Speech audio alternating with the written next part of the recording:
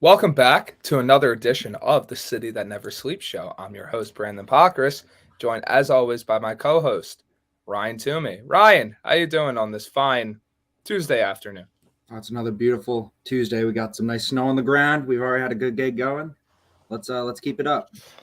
Yeah, and I'm not going to waste really too much time with intros because we have a lot of New York sports news to cover.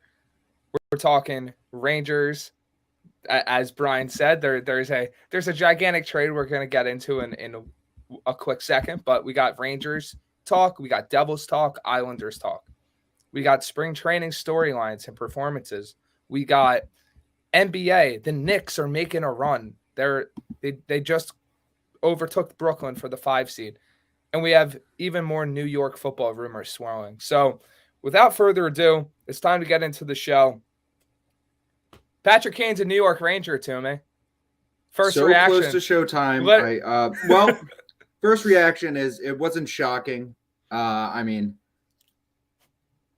it got down to the point, we all knew that Patrick Kane was going to be a Ranger. Came out a little bit ago that's the only team we want to go to. Kind of left the Blackhawks in a tough position, but hey, you and your Rangers, you got your guy. This is it. Now it's your chance to make a run. And the package that was given up for Kane was, I want to say I'm shocked, but to your point, Kane basically said it's the Rangers or nowhere. The Rangers only gave up a 2023 second-round pick, which can be conveyed into a first-round pick, and a fourth-round pick. Now, did that come up? That's official. That's essentially official. That package. It's possible that Patrick Kane makes his debut Wednesday in Philadelphia versus the Flyers, which, going by days of the week, that would be tomorrow. That's nothing compared to what I thought at first you would have to give up to get Patrick Kane. That's nothing. That's literally like it's 2 picks, and in hockey, there's so many prospects and draft picks that, one second-round pick or one, fourth-round pick isn't going to cripple your franchise. No, yeah, we know a lot of great guys that come from all picks, but hey, they gave up nothing for a guy who he shoots right on that roster, and he's got the most playoff experience, and that's playoff hockey. That's what you want. Yeah, we got Brian in the chat saying fitting for us on the Hockey Happy Hour later tonight. Another show here on A2D Radio. Definitely should go check that out. They have a whole lot to cover. I'm just, Rangers wise, this just makes their offense ridiculous. And I think this is a good place to talk about it because I don't know how you formulate these lines now. You have so many talented offensive players, but how do you pick and choose who goes on each line? I mean, obviously you're probably gonna have Kane and Panarin on the same line, but do you want to keep Tarasenko on that line too? I mean, to me, just from a outsider point of view, how do you think the lines are gonna shake out for them? Well, I'll let you know right now that's a good issue to have. Trying to formulate these lines. It's better than not knowing who to put on these lines. But no, they're stacked. I watch a little bit of Rangers hockey, mostly Devils, but that line of what was it? Panarin, Tarasenko currently right on that one or whatever line it is. Yeah. I think it just gets to a point where they've been potent on offense all year, and they're just adding another guy who has really turned it up. If you've seen his stats too, since this point in time, he's been on a tear. I think it was his little farewell tour down in Chicago, but I don't know. There's a bunch of guys. What would you like to see? I don't watch enough Rangers to know the lines that much. I know with the Devils, they switch them up all the time, but ideally for me, I want to keep that kid line together because, I think that they've done a lot of good work, but, talking to some people out and about, different Rangers fans, Lafreniere, he's been up and down, but he's actually apparently been a detriment if you look at some of the advanced stats to Hedel and Kakko. So, I don't know because you would really have to examine like the chemistry aspect, which is important with lines, and also how those talents complement each other. And it just you're throwing another superstar into the mix. How does that mesh all together? It's very interesting. Again, it's a good issue to have. And you know what? Luckily, I wish I did the exact number, but I can't really look at my statistics right now. But there's got to be at least probably 20 games left. And that's where they get to find that out. Yeah. So pulling up the current line combinations for the Rangers, right now it's Kreider, Zibanejad, Tarasenko, Panarin, Trocheck, Goodrow, Lafreniere, Hedel, Kakko, and then VC, Carpenter, Mott.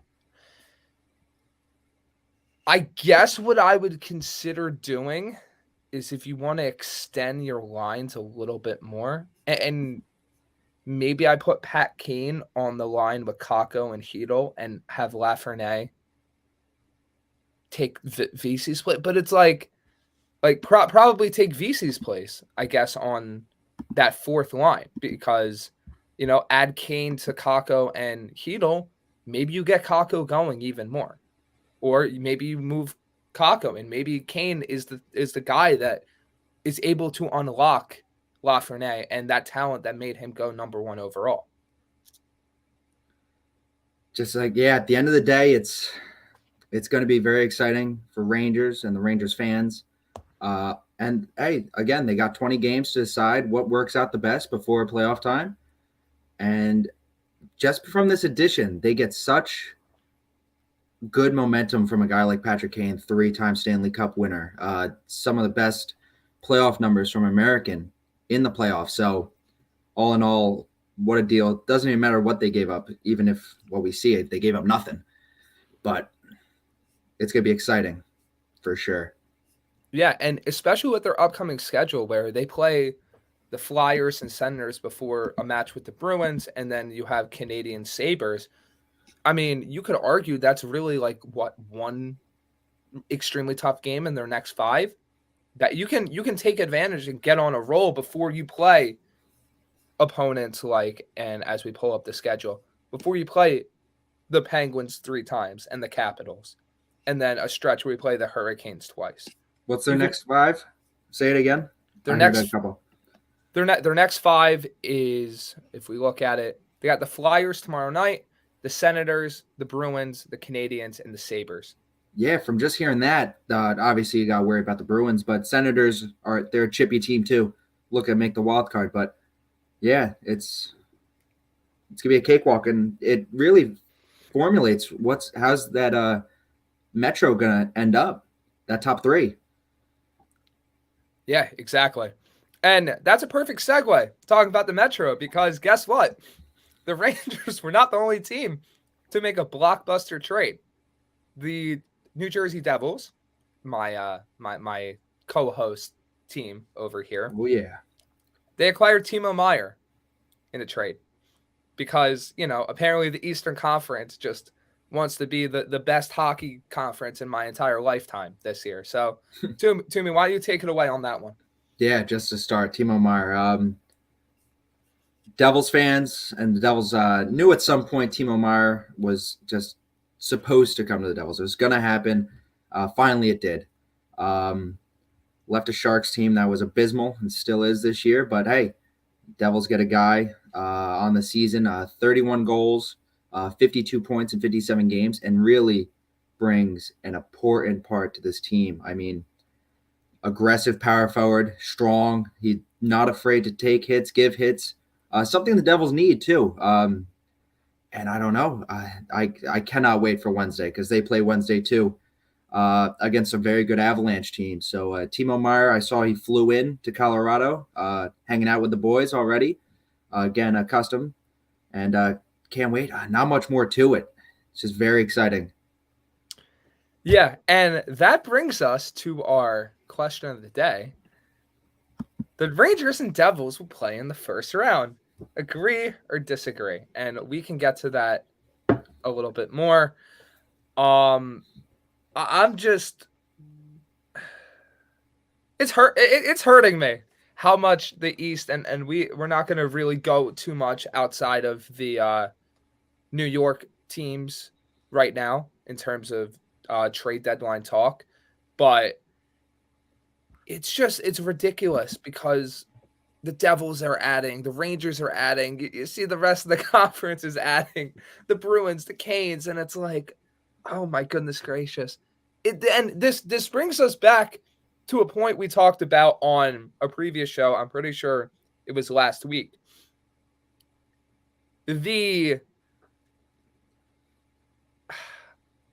How do I put this?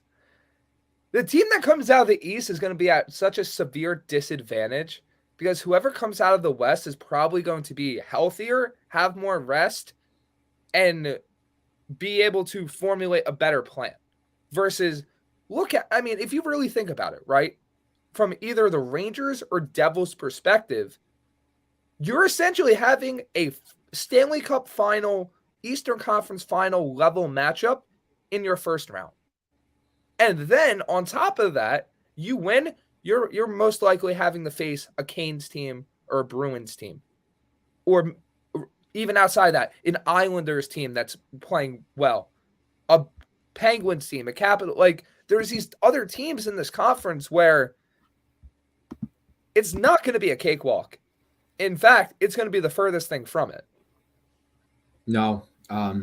The best way I could put it, it's going to be a dogfight all the way to the end in the East. And yeah, like you said, I've been listening to podcasts and stuff on the NHL about it, and the East is just a juggernaut. And I've been saying it too on this show. But thank the hockey gods that the Hurricanes haven't made a move. It's crazy that they haven't. It's actually shocking that they haven't really made any big dives. But that Metro, I know Devils are 3 points out. Rangers are a couple more, but it's really those top three. Like you said before, though, exactly. These first round games are like finals, semifinals matchups. And there's a lot stirring up in the West right now, too, which I could get into a little bit. I'll hold off on a lot what I had to say, but it's going to be interesting. Trade deadline still is until March 3rd, so we still got 3 more days. Sadly, most of the big names got taken off the board, but still a lot of excitement for the final 3 more days of it. Yeah, and so like just having these standings pulled up, the Bruins, Maple Leafs, Lightning, Hurricanes, Devils, Rangers, those are all insane teams. Yeah. you could make an argument that like any of these teams could make the Cup. Not even taking into account the Islanders, the Penguins, the Capitals, the Sabres. Hell, even the Red Wings or the Panthers. All like for the wild card, just talking wild card. It's even a dogfight to get into the wild card. Exactly. The Islanders have 69. Penguins have 67. Capitals have 64. That's just in the Metro. In the Atlantic, the Sabres have 66, the Red Wings and Panthers have 64, the Senators have 62. It's ridiculous. The only teams you could argue that don't even have a shot are the Flyers, the Blue Jackets, and the Canadiens. That's it. That simple. And that's insane. That's insane for a conference. So getting to some of the comments, we got Anthony, which I have pulled up on the screen here. Don't sleep on the Islanders. 1,000%. I was talking about it before the season. I was expecting the Islanders to bounce back because they have talent. They have a ton of talent. They added Bo Horvat, and they could be just as dangerous as any of these other teams in the East. We got Brian saying, love the Devils move to get Meier. The Devils did lose Harrington, the waivers, but a lot of prospects on the move in that deal. As it is with any sport, you trade for that superstar. Outside of the occasional trade where the guy essentially forces his way to one location, as we saw with the Rangers and Kane, usually trading for a superstar like that, a younger superstar, it's going to take a lot. We also got Brian. If we know anything about the Stanley Cup playoffs, they're always crazy and unpredictable. Yeah, you could have the Pittsburgh Penguins go on a run and just roll through everyone. You could have the Bruins lose in the first round. Then we got Anthony saying Rangers Avalanche in the finals. Where are the Avalanche as of now? So this was something I wanted to get into the West. The top teams in the West, like the Stars and the Knights, have been nowhere near good the past couple of weeks. Oh wow, the Avalanche. Yeah, Avalanche are on a 6-gamer jumped. right now. This is all off the dome too. I know this. And they are playing good hockey. They defeated a good Golden Knights team, I believe, last night, 3-0, and they're climbing. I remember too. I looked back at the odds just of Stanley Cup finals. Had to be maybe close to a month before I even started the show. And I was looking at the odds. It said Bruins 1, Avalanche 2. I was like, Avalanche are 10th in the West. What does Vegas know that we don't? And this team has climbed from the bottom. And they are, I think right now they're my favorite for the West. Another team I could throw out there is the Wild, too. Wild have been playing good hockey. They also played the Islanders tonight. And see, the West, the top teams are falling off. And they haven't really been that dominant this year. So there's a lot to it out there. And one team goes on run, I think they can really take the West easily. You want to know what's hilarious? Just looking at the points, every top team in the West would be either third place or worse in either Eastern Conference. It's actually ridiculous.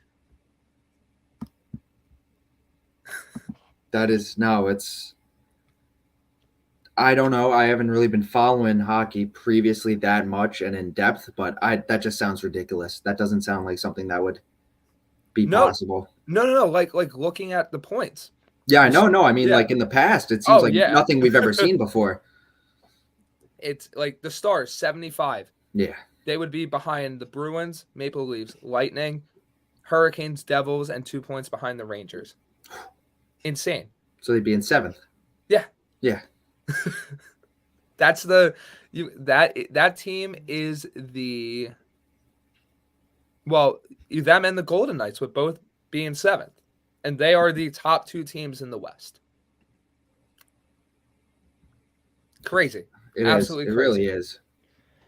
But it brings it back to what we were first talking about, that it seems like the Rangers and Devils are on a collision course. And, on the one hand, that's fun because you're starting off with a bang. You're starting off with an insane matchup right off the bat. But then you run to the other side of the argument where it's like, okay, does this season, and you can make the argument some other seasons have done this as well, but does this specific season where you have a star-studded, loaded Rangers team, a star-studded, loaded Devils team, and one of those teams is out in the first round, does this possibly bring up the fact of, hey, does the NHL need to, fix its playoff format again? Because I've seen rumblings a little bit about these types of discussions. I know they changed it from how it used to be, yes. But I just think of any season in the recent, I'd say 5 years, this might be the one where people start to go, might be time to change some things again, because especially with the insane parity in the West and the not so much parity in the East, and how basically majority of the superstars are in the Eastern Conference and the West is kind of floundering, you could say, to an extent. Do you think the NHL is going to take a look at this season as a sign of things to come, or an outlier of, the playoff system didn't work this year, but every other year it's going to work? Yeah, I guess starting right now, it's best to look at it from the last outlook you just said, that it didn't work out this year, it might work in the future. But looking at right now, you would wish that they'd have a type of basketball setup where they just Eastern Conference, Western Conference, and then just rank them as they are, as is. That'd be the best way to do it this year. But unfortunately, these teams are so good. Not really that bad, but no. And it will jar discussions, and something that will be talked about, especially during the playoffs, when a team like the Devils or Rangers gets knocked out, or even a team when they gets to the semis, like this is a team that belongs in a finals game and they don't make it. But that's the playoffs. That's expected. If you're not the best, you got to win. If you're not going to win, then you're not the best. I mean, the Bruins should have a cakewalk on their side, but you never know. Playoff hockey. I think it's still the most exciting playoffs in sports. Yeah, and it also comes down to the point where it's like I said, looking at the standings, one of the Bruins, Maple Leafs, Lightning, Hurricanes, Devils, Rangers, someone's got to lose. Someone's got to not advance. All those teams aren't making the final. All those teams aren't progressing. They're going to face each other at some point. It's just a matter of, hey, this matchup probably shouldn't be happening in this specific round. We got Brian disagreeing to the poll. Devils or Rangers are winning the Metro. I like Carolina, but unless they make a splash this week, it's one of those two. I would tend to agree with that because I feel like, and you can correct me if I'm wrong here. I feel like when the Rangers have played Carolina this year, or the Devils have played Carolina this year, there has been a little bit of a gap. And I think the part of it is, especially the Rangers and Devils, the Rangers had their lull at the beginning of the season, and the Devils had a bit of a lull in the middle of the season. And Carolina's kind of been like steady, but they haven't made that, oh, we're going to get Timo Meier, or we're going to get Tarasenko, or we're going to get Kane, or we're going to get Hughes back, or like these different types of things where, I think that could end up biting them. No, and yeah, that is something that's going to bite them.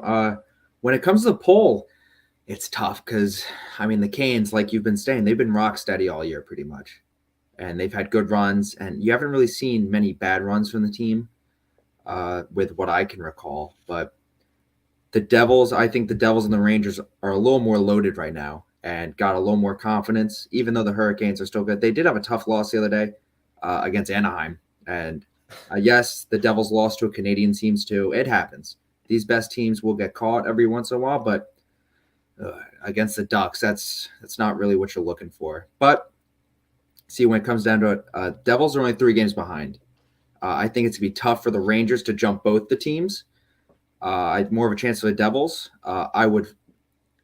Fortunately, I hope that one of them passes them so we don't have to see a Devils-Rangers matchup in the first round. But if it happens, it's going to be a duel. Yeah, we got Brian saying sometimes you don't get the best. You get the teams that get hot at the right time. Blues, Kings, Capitals. When they all won, they weren't the best. They were the hottest teams. Yes. It's so important. It's momentum. And I'm going to get to that a little bit with Rangers because I have an answer to the poll that probably wouldn't align with, I think, what a lot of Rangers fans would think. But Brian also says the Canes power play is ice cold right now. They are struggling a little bit. And as a Ducks fan, anytime you lose to them, that's rough. Yeah. Like the Rangers have been in those situations too, where they, it's sports. You're going to drop a game here and there, but it doesn't determine what you are as a team. I guess Toomey fell off real quick. We'll figure out what's going on with that there. But to really answer that, he's back. My computer. What happened there? So I told you it was frozen that whole time, and now I'm just sitting there waiting, and then the whole thing just decided to refresh at once. I'm glad it didn't cause too much of an issue. But I did want to make a comment. It's the big things not making that consistent, taking those bad losses, those teams, and that's what we've seen with the top teams in the Metro right now. They haven't. Yeah. So. Yeah, we got next shift. Finally, I can see a conditional first, and that's it. Well, fourth too. Yeah, it's a really, really small compensation package, and it's quite frankly, I expected a player to go back to Chicago. I didn't know who, but I expected at least one player in that deal. But regarding the poll, I'm going to disagree with it because looking at the standings, I do think New Jersey, as in the Devils, jumps the Hurricanes. I think that the Rangers are going to be the team that heats up in as they approach the playoffs, and they're going to take the remaining games to really work out the chemistry. How is this line going to work? How's that line going to work? How, does Kane fit with X player and Y player? And I think they're going to figure that out, but they're going to hover around that 2-3 seed as they're doing so. And like you said, it's very hard to jump not only the Devils, but also the Hurricanes. So that's where I stand. I think your first round matchup is going to be Rangers Hurricanes, which, hey, that's still a ridiculous first round matchup. Whether it's Rangers Devils, whether it's Devils Hurricanes, whether it's Rangers Hurricanes, it's a ridiculous first round for any team to play. But I'm disagreeing with Paul, and I don't think that matchup is going to happen unless something happens with both teams, where something happens to the Rangers, something happens to the Devils. Hey, you could argue the lingering injury, which isn't as serious as thought, maybe the Rangers defense holds them back from jumping any higher than 2 or 3. Maybe the Devils, with some of their guys having already dealt with injuries, maybe their injuries hold them back, and they're kind of just, running parallel for the remainder of the season. So, yeah, there is enough time for that jumps. I saw Rangers got 22 games left. Devils got 23. I think Hurricanes got 24. So a lot of time, a lot of things can happen, a lot of points to be grabbed, a lot of jumps, a lot of spots to be moved. I think right now, too, just to throw it out there, I think the wild cards could be different. Really? I don't think it's going to stay the same. Okay. I'm going to get to these questions, and then I'll ask who you got. For it, yeah. So we got next shift also saying not even a prospect. Extremely surprising. I'm a Calgary Flames fan, so I know the mental state this year. Yeah, I love seeing the Flames be successful. The Oilers, Battle of Alberta. That always such a fun series, and it's crazy because I feel like the West more so than the East, the teams jump into contention and jump out of contention like that. It happens so fast. The Golden Knights will go from not sniffing the playoffs to being the 1 seed in their conference. Like it's happening so much more sporadically in the West, where in the East, it's kind of this slow burn of the different teams rise, the different teams fall, and you're having the same teams in contention for years at a time. So back to you, Toomey. Why do you think the wild card's going to change, and who do you think is going to be in there? I think the Islanders and Penguins, I think one of them is going to stay. I think they got that locked in. But from looking at it a second ago, it most likely will stay the same. But the team to watch out for is Ottawa right now. Ottawa's playing good hockey. They have the guys on the squad to make things happen. They are far behind there. I think 7 points behind the first spot, so 5 behind the second. They're a team to look out for. They're playing hot hockey. They got their Cam Talbot back healthy at goalie. So I think they could be one of the teams to make a jump, unless the Penguins and Islanders make one more move before the deadline. I know the Penguins are in need of a move. And the Sounders the other day played the Bruins tough. Even though it was a 3-1 loss, they played the Bruins tough, and they look good. They're aggressive out there and could cause some havoc. Yeah, so we got next shift saying he hates the Oilers, but McDavid is special. Oof. I was saying this to my roommate. He has 50 goals already. Yeah. That's insane. Like you said, there's still 20-plus games left. He's just – I hate that McDavid has to be solely responsible for carrying his team to any sort of contention. And the fact that the Oilers are – in a playoff spot currently, they're holding on to that. It's just, I would have loved to see him on a true title contender, because I want McDavid to win a championship. That's something where I definitely want to see. Not necessarily with Edmonton, but that might be a little too unfair if you put him on a stacked team. Exactly. That'd be putting prime LeBron on like the Warriors, or Kevin Durant on the Warriors. Yeah, exactly.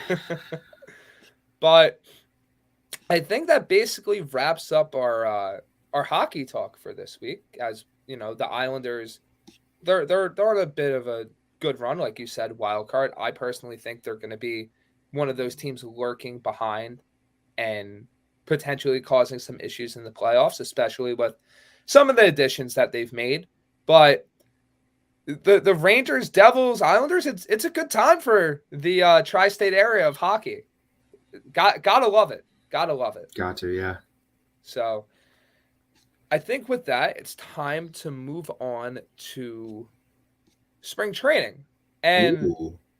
before we get to that, I'm gonna read our common sponsor, Creative Window Design Center, serving New York, Pennsylvania, New Jersey, and Florida. We're a fully authorized Hunter Douglas dealer. Contact Jeff at 609-226-0391 for a free consultation. And then we got All Campus giving 20% off everything in their store, including hats and shirts to all our subscribers. So make sure to get in on that. And regarding the question of the day, you guys want to answer that? Leave the comments in the chat. We'll get to as many comments as we can, and just talk about whatever you guys want to talk about. Basketball, football, hockey, baseball, as we're going to get into right now. And we enjoy the interaction. It makes the show fun. The different thoughts you guys have, the different perspectives.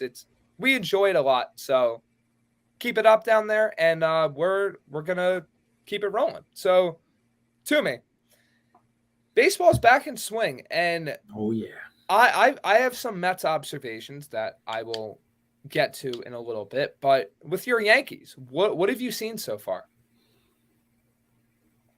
A lot of excitement for the future, and I hate to see the future because it could be right now. It could be right now, but there's certain pieces on the team that are just like sticks in the mud, and they're just holding the team back a little bit. No hate to the guys and the decisions that the team's made, but there's just a lot of exciting prospects that the Yankees have, and it's a shame that's going to take a little bit for them to see the roster. But yeah, not much. I think the big thing, I don't like look at spring training that much about I don't know, as a template for look at the season. I remember seeing guys last year do good and then go through the season and they couldn't even match their spring training numbers.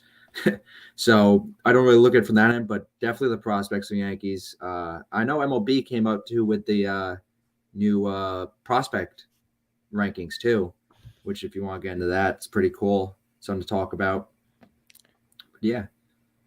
Yeah, so I saw something with Jason Dominguez going yard. Yeah. And he's been someone I've been watching for a little bit, and Dominguez is, I feel like he could be, I don't want to say that missing piece, but he would add something that the Yankees don't exactly have right now, which would be, so you know what? Take that back. It would basically be a younger, more healthy version of Aaron Hicks, if you could argue. Probably a little bit better because he adds that switch hitting element. I see where you're coming from with it. He has the power, obviously a little bit more raw than Hicks when he was, Aaron Hicks for the Yankees. Yeah. But it's just a matter of, I think he adds a good amount to what they could do. And I think he's more of that midseason call-up for them. I'm curious to see that because he's still very young. I believe 18, 19, around that range. I thought he was in the 20 range right now, 2021. I would be excited to see that. I'm curious. I might look that up real fast, but I still thought he was in his late teens. I just want to see this real fast. Oh, no, he's 20. All right. It's something. I mean, this guy coming once the Yankees first got him years ago, they're saying 5-tool player, next Trout, Mickey Mantle. So that's a lot to hear that about a player. And it's cool to see him in spring training doing things like he was doing. He had a very Tatis-esque home run where it's just so fluid and just, I love seeing those guys with that talent. But no, hopefully it's quicker than later because, I mean, you've watched enough Yankees baseball to see where the gaps are with that team. And we have the players that can fill those holes. It's just when Boone decides to sack up and make the moves.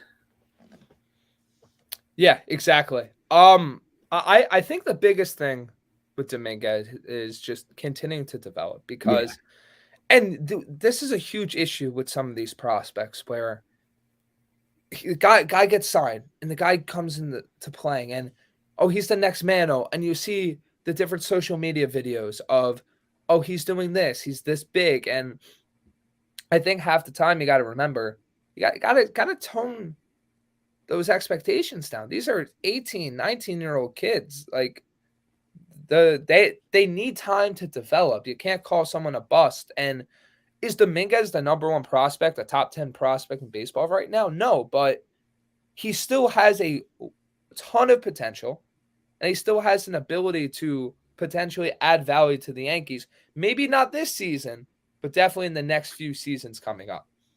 No, yeah. And on that 20, he looks a little older than 20. If you look at him, like a couple of these guys that have been big in the league, do they match their real age? I'm curious. I think the majority of them do, but it's a matter of, it's different training regimens. It is. You know, you compare how baseball is treated here. It's treated more like, I would say, corporate, and it's a That's a good way game. of putting it. It's a game, but it's very like you gotta respect the game. You got to do all that. We won't Whereas, go into the many methods they use below the border. well, also in non basically outside the U.S., baseball's fun. Like Oh yeah. the atmosphere is warranted. Bat flips are warranted, and baseball is essentially life for a lot of people. It's Oh yeah. it's the matter of, it's what the community rallies around. So you got to look at it from different perspectives with that. But shifting back to the prospects, I think that I'm excited to see what Volpe can do. I'm excited to see Dominguez. I'm excited to see, especially Oswald Peraza, who probably has the best shot to break camp with the major league team out of really anyone. Yeah. But shifting to the Mets prospects have been making a little bit of noise. So we got Brett Beatty, who's been hitting really well at the start of spring training. He's getting on base. Obviously, you got Mark Vientos as well. He's been hitting pretty good as well. And then you got Kevin Parada, who is the Mets' recent draft pick. And the main guy I really want to talk about is Ronnie Mauricio because, Beatty showed potential at the MLB level. Vientos, despite not having a ton of playing time either, he showed potential at the MLB level. They're having their not second shot, but their first full spring training, that is Beatty and Vientos, of trying to break camp with the major league team and understanding what it takes to be a major leaguer. You could argue Francisco Alvarez is in that boat as well. Those are like three of the top guys for the Mets. And then Parada, he's played multiple years at Georgia Tech. Really good catching prospect. I'm not too worried about him. Mauricio is different because he was lauded as this uber top prospect that fell down the list that is now starting his rise back up. He had a really, really good winter ball season. And I think he adds a different element because if he can continue that production and continue to, he's had a pretty high swing and miss rate where he's chased a lot of pitches. If he can start to rein some of that back and really start to capitalize on all the potential that everyone sees in him, that's a guy that, could take over an outfield spot and give you more roster flexibility. That's another young guy that could potentially be used as a high-level trade chip to get a superstar later in the season. The Mets, when Steve Cohen bought them, the saying was Dodgers East. And yes, you can compare the spending to the Dodgers, and they have been on the same level. But the reason the Dodgers are so good is because of their farm system. The Dodgers are so consistently competing and talented. The reason that is because they have a farm system and a process in their farm system that is unlike anyone else in the majors. If you start to see the results from Parada and Vientos and Beatty and Alvarez, and especially Mauricio, you hit on 4 or 5 guys, that's going to start the process of making people be like, okay, we got to take these prospects seriously. We got to take what the Mets are doing over there seriously. And then that improves everything in the long run, because then you don't need to sign every single player to $300 million contracts. You don't need to run the highest payroll in baseball history. And if Cohen wants to do that, he still will. But as you develop that farm system, it's not as necessary. No, I like what you're talking about. It's cool to see. I mean, very fortunate being fans of two teams that have the players and they also have the prospects coming with it. So there's not much going on. I like what you said about how they can maybe focus more on developing guys instead of giving out $300 million contracts. I think these teams should get to the point where it goes, okay, who deserves these major money contracts? And then if we can build up our guys in our farm system to come up and fill the spots, that could really make a good team and a bright future. And it is an exciting time for Mets and Yankees baseball. I mean, Yankees, lucky for Yankees fans, it's every year pretty much. It's exciting. But the Mets, it's great to see that team finally coming into its own. And it's so tough too. I mean, they're in such a big division. There's so much going on, but coming from spring training, it's exciting to see. I know you're excited for the season. I can't wait. I want opening day to be tomorrow. Yeah, and that's not even talking about some of their other prospects, like William Lugo, who hit a home run, and you have some of these other pitching prospects.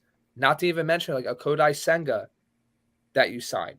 Like there's a lot of guys there for the Mets to potentially develop. And you have, looking at the top 10 prospect list for the Mets, Alex Ramirez as well, Blade Tidwell. You got, if I can pull up his first name real fast, from the Mets right here. I'm pretty sure it's top 30 by team. I think it's Blade Tidwell, Dominic Hamill, Calvin Ziegler. Like you start to have some of those depth guys develop, even a Mike Vassell, a Joel Diaz. You know, these names aren't exactly household names like some of the guys at the top, like your Beatty, your Francisco Alvarez. But you start to have guys that can come up and produce. You don't have to make trades. You don't have to sign everybody. And you're able to strike that balance just like the Dodgers have in that sense.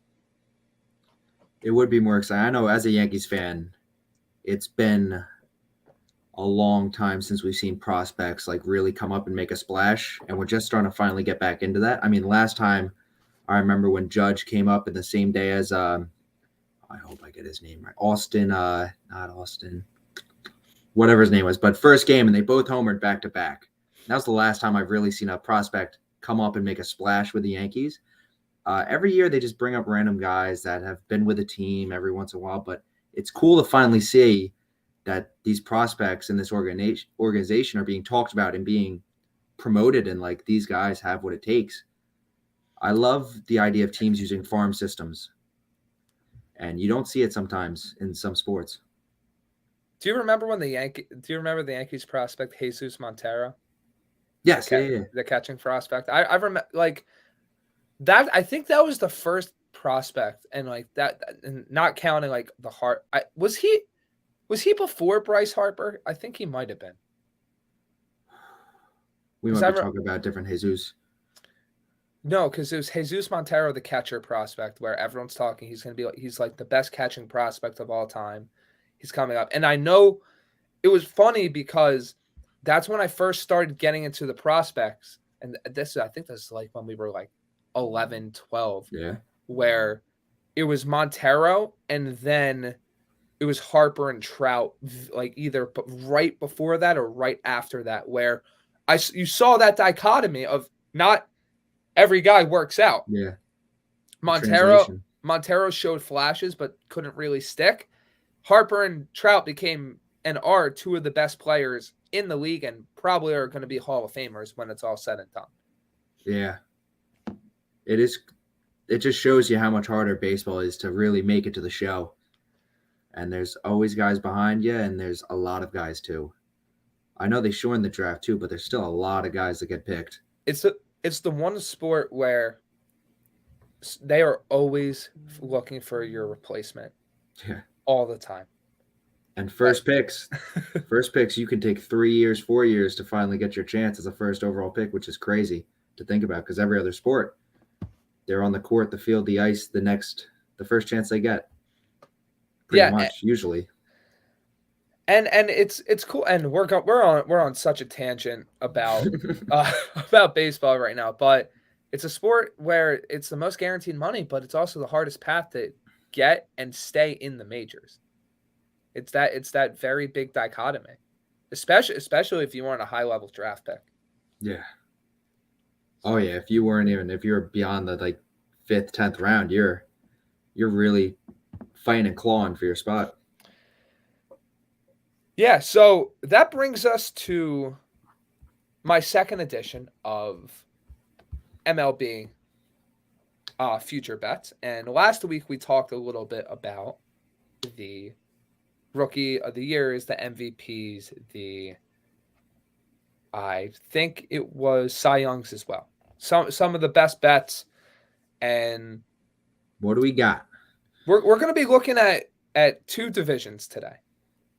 And one similar name, but on each side. So if we pull it up here, if this platform will allow me, if we pull it up here, yeah, we got our futures.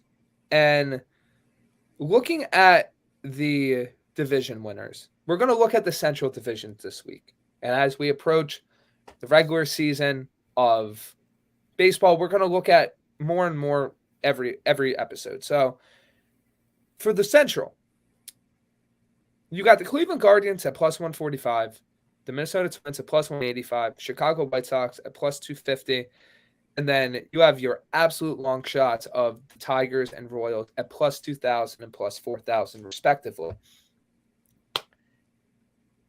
I'm probably of a mindset where if I'm really looking at who's probably winning this division, it's probably the Guardians.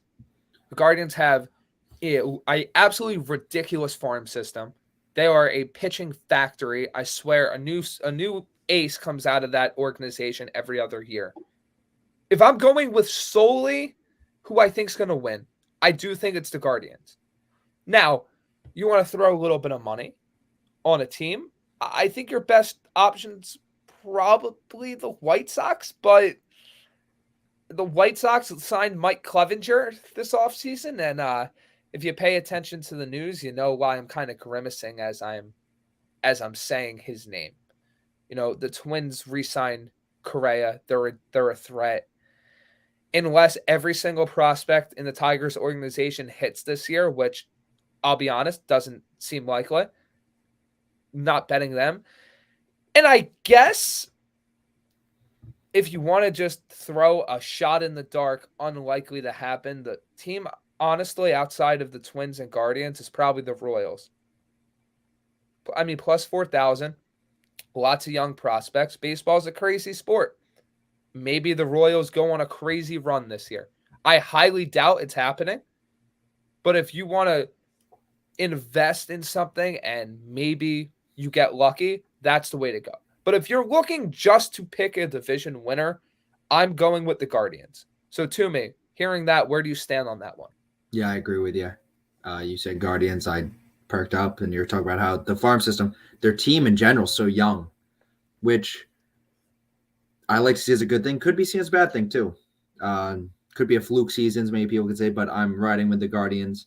What a run they had in the playoffs too last year. Such an exciting team, a lot of good young players, and they shocked the baseball world last year, and they've kind of cemented themselves as the top dogs in that division.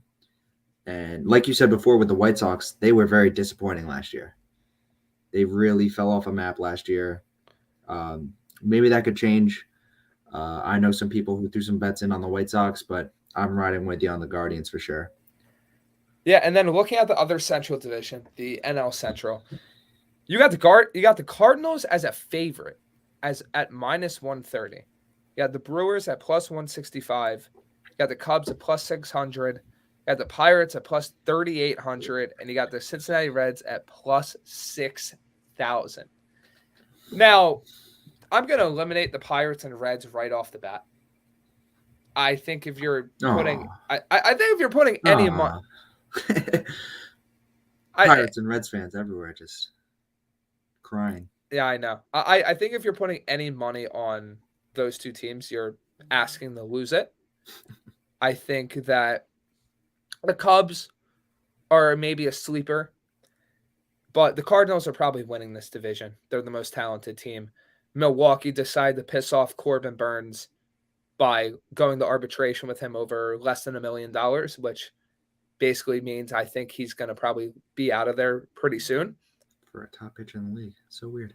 Yeah, no, it's ridiculous. Yeah. I don't understand the way they conduct business, but this is honestly looking at this division. If I were to put any money, it'd probably be on the Cubs, just because it's that combination of they made a few additions like Dansby Swanson. They have a decent roster and some decent prospects where if things click right, they could make a run. But at the same time, I really wouldn't touch this division. I think that the Cardinals have pretty much a good foothold on it. I'm not too certain about Milwaukee. They're every year when they competed, their lineup never scared me. There wasn't that guy where I'm like, he's gonna really power them. You could argue that's Willie Adames, but outside of him, who's really stepping up? So my underdogs, the Cubs. My favorite, obviously, is the Cardinals, but I'm not really going to invest too heavily into this division. I'm with you on that, too, from just an initial standpoint. I saw some people bet on the Brewers. I was like, the Cardinals were dominant last year, and they even got more dominant. Who they signed a pitcher, didn't they? They signed Wilson Contreras. That was a catcher. And also, they have one of, if not the rookie of the year favorite in Jordan Walker, as we talked about last week. Yeah. They have Mason Wynn. They have who's another prospect that could potentially impact, and their pitching staff's good. So I don't see any reason why the Cardinals shouldn't be the favorite. Long season, I'd ride with you on that. But yeah, that brings me to the end of my MLB picks my MLB future picks for this week. You want to ride with those? Go ahead and tell us who your favorite picks are in the chat. If you want to hedge us, go ahead. And a little bit of preview for something coming up this season. Toomey's been taking care of his NHL picks. I will be doing daily MLB picks. So keep a lookout for that. Once the regular season hits, I'll be posting 2 or 3 of my favorite MLB bets from the day. You can hedge me. You can ride with me. Either way, we're going to have a fun time during the season. You can catch that on my Twitter, which is at BPOC24, and potentially my TikTok. We haven't made an executive decision on that yet. And when I say executive decision, I mean I haven't decided how I'm doing that yet. But stay tuned. Going to be fun. And I think it's time for us to move on. So I think it's time to dive deep into basketball. This is the first time we are putting football at the end of our show, but there is a good reason for that. Where do you want to start with the NBA, Toomey? NBA, I think it would be to put a nice little smile on your face if we start with your Knicks, who had such a big win last night. Yeah. Yes, they did. Yeah, remind me, though. Who did the Knicks beat yesterday? The Boston Celtics. Oh, yeah. Weren't the Celtics the number one team in the conference? They were, and maybe they still are. I don't know. Maybe the Bucks hopped them. Bucks hopped Hmm. them. Did the Bucks hop? They actually are tied now. Okay, but yes, they beat a good old Celtics team. I'm curious, what quarter did Tatum? Because Jason Tatum got ejected last night, first career Fourth. ejection. Fourth. Oh, Fourth quarter. There's a fun Josh Hart meme of him going, "Get out of here." But in all seriousness, really what I've been saying, and I've stood by this point, and it's seemingly coming to fruition. The Knicks are a good team. They have a very talented roster, and the piece that they got back has made a huge difference already. And he just makes them that much more difficult of a team to deal with. Not talking Brunson, who I'll get to. Not talking Randall. Not talking Emmanuel Quickly. Mitchell Robinson. The Knicks finally got their anchor back. And looking at his stat line last night, he had another double-double. 10 points, 13 rebounds. He had a highlight reel block of Jason Tatum at the rim. But even outside of the stat sheet, having Robinson back gives the Knicks a even bigger defensive presence. You add Josh Hart into that now, and you have you have two formidable defenders that essentially got added. One in Hart actually being acquired in a trade, and Robinson coming back from injury. This is where my optimism for the Knicks came into play, because seeing that both of these guys were going to add value to the defense, it was finally going to make the Knicks back to that level of when they made the playoffs in 2020 of, we can score now, but we're going to shut you down. We're going to play defense, and we're going to make things very hard on you. And the Knicks had a really good combination of that recently. I mean, looking at the past, I think 10 games, they're 8-2. They're on a 6-game win streak. That's counting before the All-Star break and after the All-Star break. And they're firmly not just in play-in territory, but they're quickly approaching top 4 territory in the Eastern Conference. On top of that, they have a top 10 record in the entire NBA. So, this is a team that's clicking at the right time.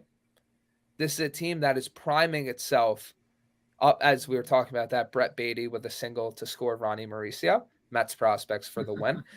But back to what I'm saying about the Knicks. They're clicking at the right time. And they got, especially looking at this Boston game, when you got Randall going for 23, you got Brunson going for 17, quickly off the bench going for 23, Hart adding 12. You're not even having Quinn and Grimes get truly going yet. What happens when Grimes starts consistently hitting the threes he has, when he starts attacking the rim? What happens when RJ Barrett finds a level of consistency where he's scoring 15 points a game, I'd say, 20 points a game? The Knicks, and it's funny, because they're so young, there's even more room to grow. Whether it's Barrett, Quickly, McBride, Grimes, Obi Toppin. That's on top of your Jalen Brunsons and Julius Randles and Mitchell Robinsons and Josh Hart. It's what we talked about before. I think the Knicks can compete with anybody in the East. I think they can compete with any of them. Are you beating them in a series? We're not going to see that until an actual playoff series. But the Knicks have a winning record against Boston in the regular season. They probably should have beat Philly twice. They've competed with Milwaukee, and they probably should have beat Cleveland a handful of times. Those are Those are your top 4 teams in the East right now. So the Knicks are coming. I mean, they are within striking distance of Cleveland. They are 2.5 games behind. I don't think they're in territory of catching Philly just yet. But there's a lot of season left, man. I think that the Knicks are firmly entrenched at the, let's say they go on a losing streak. I don't think they're getting any lower than I'd say the 8 seed. But I think they are firmly entrenched to be involved in the playoffs in some capacity. Not just because of where they are right now, but I think their talent level isn't going to let them fall any further than that. I think from what all of us just heard, we can confidently say that you are excited about the Knicks. I think that's the main thing I got from that. Is Toomey going to pour cold water on that or no? No, I'm not. I agree. Well, you didn't let me because you actually held your tongue when you talked about them competing in a series, which you said they can. You have the facts behind they can compete with anyone. And now it just gets to the point where when the time comes, will they? And you seem excited about it. And that's what you want from a championship caliber team. You want guys who consistently put up numbers as a group, not just guys who he threw 20 tonight, then he throws 20, then he goes down to 5, he goes 10. Like, you don't want everything. You want consistency. I remember seeing the Lakers Mickey Mouse championship, whatever you want to call it. They had guys every night. Like 8 guys put up 10 plus points. And that's what you need. You just need a full team effort. And it seems like, from what I'm hearing, the Knicks are creeping close to that. And that's exciting to see come playoff time, especially with this playoff race inching closer and closer. Yeah, it's very exciting. And, I'm not going to come out here and say, yeah, the Knicks are beating Boston in a 7-game series. Yeah, the Knicks are beating the Sixers in a 7-game series. Because I'll be real with you, there's no way to know if that's right or wrong right now, and there's no reason to put a statement out there like that. Now, are the Rangers potentially? Not the Rangers. Are the Knicks potentially a year away? I was looking at something else. Are the Knicks potentially a year away from truly competing to win the East? Maybe they are. Maybe they need a superstar addition in the offseason. Could the Knicks make a Cinderella run at the East? Maybe they can. It's like, regardless of what it is, I think the most important thing, and I feel like this isn't talked about enough because everyone's always looking forward to the next thing, more and more and more. Just enjoy the ride. Enjoy the ride. The Knicks are playing good basketball. This has not been a common theme in my life. I have seen some terrible Knicks teams. I mean, there are some point guard names where if I told you who's playing point guard for the Knicks during certain years, you'd be like, wow. Like, for example, Pablo Prigioni was the Knicks point guard for, I think, at least 2 years. That's where this team was at before. In my lifetime, I remember this. So I'm excited. I'm going to enjoy being excited. But at the same time, I'm not going to stress and be like, the season's a complete failure if they don't beat Boston and advance to the Eastern semis or the Eastern Conference Finals. No. It's not going to be, oh, I'm devastated because we couldn't beat the Cavs in 7 games. Now, losing the Cavs would hurt because of Donovan Mitchell stuff, but that's a completely different story. What I'm saying is, it's exciting. The Knicks have a lot of games left. There's a lot of room for error, a lot of room to improve. But I'm excited to see where it goes, and especially with this stretch coming up. I feel like a broken record, but it's the truth. You're gonna see how not how good, but how far can this team go. You're playing the Nets tomorrow, and then the Heat on Friday, and the Celtics on Sunday.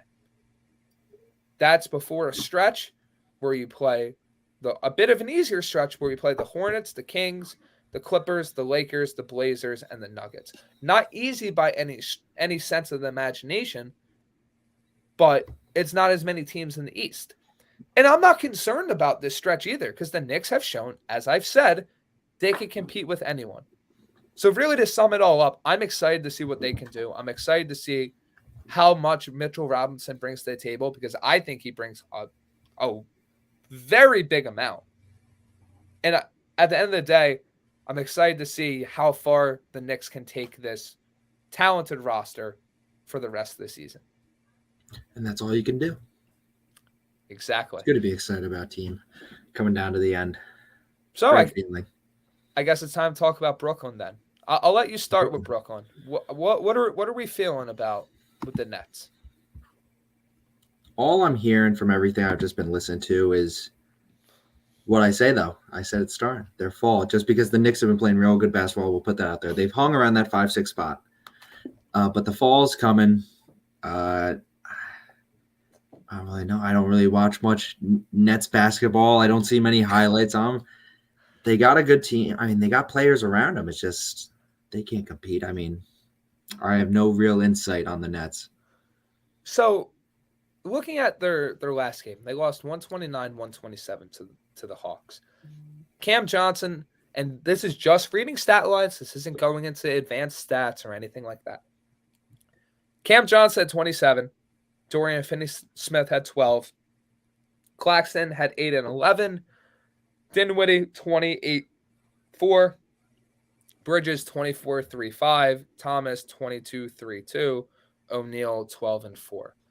At the same time, you let John Collins go for 12 and 4. Trae Young go for 34, 8 and 3. Murray go for 28, 4 and 3. Bogdanovich go for 22, 3 and 6. It boils down to, once again, what we talked about. And that is, you have a very nice collection of players. Mikal Bridges is someone I would absolutely love the Knicks to get. Cam Thomas, I think, is a very talented, developing young player that I think can be the number one option for the Nets in a year or two. Cam Thomas, Spencer Dinwiddie adds value. But at the end of the day, the Nets are back to what, and funnily enough, the analogy I used, the Nets pre-KD and Kyrie is essentially what this Nets team is now. It's the same thing. They are a scrappy, talented team that doesn't have the superstar. They don't have the guy that can shut down the guy or be the guy. Do they have players that can potentially reach that level? 1,000%. I think Cam Thomas can 100% be that at some point. But they're not there yet. And the biggest part that I don't think people are talking about is that this change happened in the middle of a season. I think the Nets would be in a so much better spot if they made that flip in the offseason. Guess what? That wasn't happening. Because you weren't going to lose Kyrie Irving for nothing. And if KD wanted to leave, KD was going to leave. It was simple as that. But it's like taking that human element into account. You're having an entire roster flip over midseason. You're having an entire organizational philosophy change when you were, at one point, the 2 seed in the Eastern Conference. This isn't saying the Nets are, they're not a playoff team. They're not this. They're not that. Because they are. They are the 6th seed in the Eastern Conference. They still have a 2-game lead on the Heat. They are a half game behind the Knicks. But that ceiling is not the same. The floor is probably a bit higher, but that ceiling also lowered. So you're kind of in that 4 to 7, 8 range where you're not moving higher than that. You're not dropping lower than that because you have the talent. You are a playoff team, but you're not competing with and overcoming those best teams in the East. Like we've been saying on the show, it's very similar to the Knicks. But the Knicks, as Jalen Brunson has shown, has a guy that can close out. They have a guy that can be that killer. The Nets haven't shown that yet. There is still time for that to happen, but they haven't shown that yet because they're all still meshing together. Yeah. Team that's a couple of years away and is going to hop into some sort of rebuild. Don't know what it's going to look like yet. Excited to see. It is weird, though. Just the only thing that we've grasped from this whole thing is a team that sells when they have potential to possibly win a conference. So that's just the weirdest thing that we don't usually see in a lot of sports. But I don't know. Nets, they don't really spark me up. They don't shoot a spark through me. I mean, see. You could argue the Nets before trading KD and Kyrie were a championship contender this year.